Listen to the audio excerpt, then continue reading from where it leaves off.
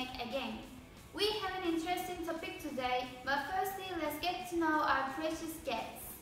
Elise Berra Sandıkçı, Betül Sena Kırval, and Merve Arman. Now let's know today's discussion. Do you live to eat or eat to live? Let's clear the difference between them. If you say I live to eat, this means eating is the center of your life and your everyday activities revolve around food. But if you say I eat to live, this means you only use food as fuel to get you throughout the day and you don't use food as pleasure or anything beyond hunger or proper feeling. Then let's start off with Betül's points of view. What's your opinion? Definitely I defend live to eat. I can be an example for this. If you ask me for my dreams, the second option is to travel the southeastern part of Turkey. Probably you know how it's popular with their traditional foods. I dream to go there and taste their delicious foods. You have just one life and it's so important to enjoy what you eat because it gives you pleasure, taste and enjoyment. Let's go deeper, everyone. Feeling of hunger. We think we are hungry because our brain is telling us we are. Hunger is the physical symptoms we feel when our bodies turn to tell us it needs more fuel, such as an empty growling sensation in our belly. But at times, when our bodies don't really need fuel, at this point, these words come out. Food addiction, mindless eating, living to eat. They are all related. Food companies' aims are to not just make you feel full actually. They are trying to make meals that gives you pleasure, taste and enjoyment. According to my research, you won't be surprised to hear that, but just a tiny percentage of American people live actually. And it shows us that in reality, we get pleasure while eating a meal. Unfortunately, we currently live in a society where food has pushed to entice us by using billboards, TV ads, SMS messaging and etc. And on the other hand, we have TV shows that make us realize how food can negatively affect the lives of people. For example, My 600 Pounds Life. We can say that more recently in the world, living to eat has turned into eating whatever, regardless of the consequences. But we eat to live, so as not to aggravate the health issues. It's not just a physical thing either.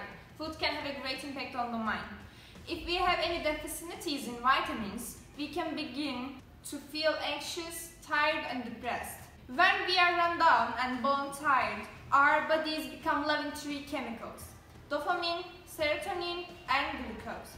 These affects our moods on how we think, plus differences in our brains become foggy and unclear to solve these problems that we need to solve. Another thing worth mentioning is that eating should not be your favorite activity, but something you do to maintain your health. Do we prioritize our life and our longevity as the main thing we want to enhance? Or do we want to maximize the activity of eating as paramount in our lives?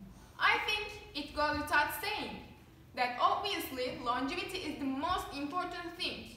So we have to choose between food enjoyment and overall life and longevity. If you live to eat and choose foods, then you can stimulate your mind as well as your soul. You can really help yourself to overcome the stress and strains of modern living in a simple and delicious way. People think that living to eat means giving up all our favorite foods, that we will never be able to enjoy a meal again. But this is not true. We just look at the reason we are eating differently. We have to find ways to cut out the unplanned eating by planning to enjoy our food. And it's not about the restriction, it's about balance. I would like to add a quote from Socrates.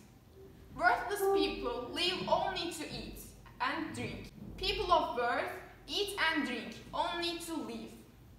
And I want to conclude with a sentence that I hear in MasterChef. If there is no ingredients, there is no meal. If there is no meal, there is no life.